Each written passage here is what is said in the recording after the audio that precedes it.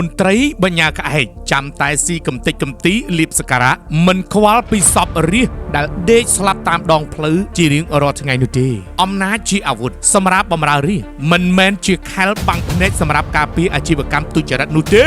កាន់តែផ្ទុះវីវរំជួយខេត្តស្វាយរៀងហើយពុកម៉ែបងប្អូនដំណឹងបន្ទាន់ផ្សព្វផ្សាយជាច្រើនលើកជាច្រើនសារហើយតែមិនរង្គើនោះទេនេះជាដំណឹងដែលពិសេសខ្លាំងណាស់ហើយនៅពេលនេះតើមានអ្វីដែលប្រកែកបានទៀតលោកអភិបាលក្រុងអើយអាជ្ញាធរពាក់ព័ន្ធអើយផ្អើលពេញសង្គមរឿងមន្ត្រីខ្វាក់ភ្នែកថ្លង់ត្រចៀកទុករាជងាប់តាមដងវិថីជារៀងរាល់ថ្ងៃនេះសម្រាប់យមអរហេមរហាមនឹងការទៀមទាកំដាប់ដែកថែបតើកិត្តិយសនិងកេរ្តិ៍ឈ្មោះរបស់រដ្ឋបាលខេត្តស្វាយរៀងបាត់ទៅណាហើយត្រូវធ្លាក់ចុះដណ្ដាបដល់ឋានៈនឹងដោយសារតែភាពអសកម្មរបស់មន្ត្រីឋានៈក្រោមតើមែនទេមហាជនគ្រប់ទិសទីហើយកំពុងសម្លឹងទៅកាន់ទាំងចិត្តក្តៅ100អង្សាសេភ្នែកលៀនដូចសត្វមៀមអញ្ចឹងហើយក៏សូមឲ្យលោកពេញពោសាអភិបាលនៃគណៈអភិបាលខេត្តស្វាយរៀងយ៉ាងដូចនេះថាត្រូវដល់ពេលប្រើកណ្ដាប់ដែកបំបែកសម្បុកមន្ត្រីអសកម្មហើយនិងមន្ត្រីបញ្ញាក្អែកដែលសំងំស៊ីបង្កការងាររដ្ឋនៅក្នុងក្រុងបាវិតហើយ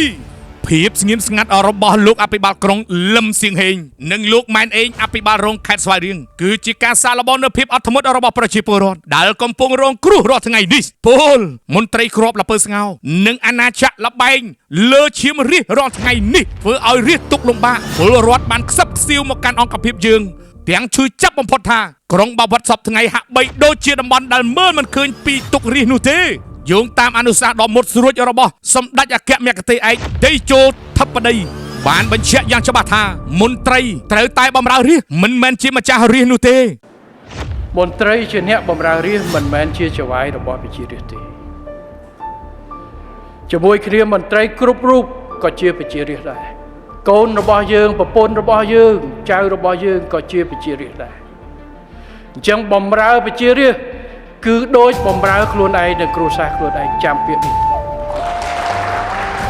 តែយើងចង់រស់នៅក្នុងបរិស្ថានមួយនៅក្នុងដែលបរិស្ថាននេះ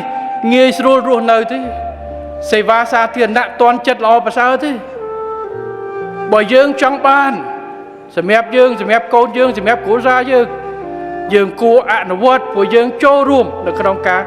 ផ្ដល់សេវាឲ្យមន្ត្រីផ្សេងទៀតផងដែរដែលជាប្រជារស់នៅក្នុងមូលដ្ឋានរបស់យើង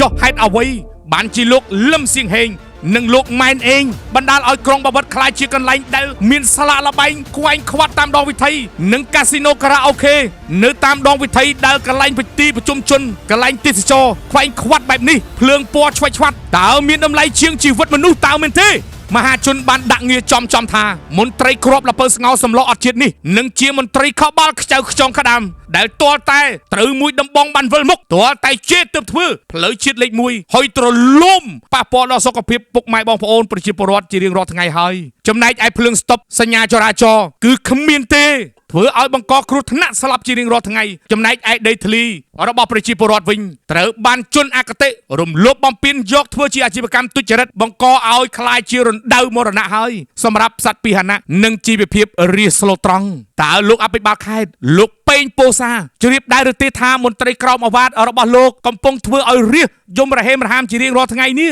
រាស្ត្រមិនដឹងថាទៅប្តឹងខាងណាគឺមានតែខាងអង្គភាពរបស់យើងសពផ្សាយទទូចឲ្យទលំទលាយដើម្បីឲ្យលោកអភិបាលក្រុងមិនអាចនឹងឆ្លើយតបជាពិសេសនោះគឺមិនអាចសំបីតែដាក់ភ្លើងស្តុបមួយដើមហងនឹងតើលោកទុកមន្ត្រីអសមត្ថភាពបែបនេះឲ្យអង្គុយលើកៅអីស្បែកត្រជាក់ត្រហឹមក្នុងម៉ាស៊ីនត្រជាក់ចាំតែទទួលលៀបសការៈដល់ពេលណាទៀតគួររំលឹកផងដែរថាដល់ពេលវះកាត់មិនមែនដល់ពេលបិទបាំងនោះទេមហាជនរងចាំមើលថាកណ្ដាប់ដែកបំបែកនៅសម្បុកមន្ត្រីអសកម្មរបស់លោកអភិបាលខេត្តលោកពេញពោសាថាតើលោកហ៊ានវះកាត់ដែលមន្ត្រីភ្នែកខ្វាក់ត្រចៀកថ្លង់មើលមិនឃើញទាំងនេះដែរឬទេយើងខ្ញុំនិងមហាជនពលរដ្ឋនៅក្នុងតំបន់ក្រុងបាវិតទាំងមូលសូមអំពាវនាវដល់អង្គភាពប្រចាំអង្គើពុរលួយ ACU ឯកឧត្តមបណ្ឌិតអមយេងទៀងនិងស្ថាប័នអធិការកិច្ចថ្នាក់ជាតិចុះមើលស៊ើបអង្កេតជាបន្ទាន់នៅភាពមិនប្រក្រតីនៅក្រុងបាវិតនេះផងទៀត ជាចុងក្រោយនេះអ្នកប្រុកប្រាជ្ញតាមតុកកាហ្វេជាច្រើនបានលន់មាត់បែបនេះថាទុកមិនចំណេញដកចេញក៏មិនខាតដែរបើមន្ត្រីបញ្ញាក្អែកទាំងនេះ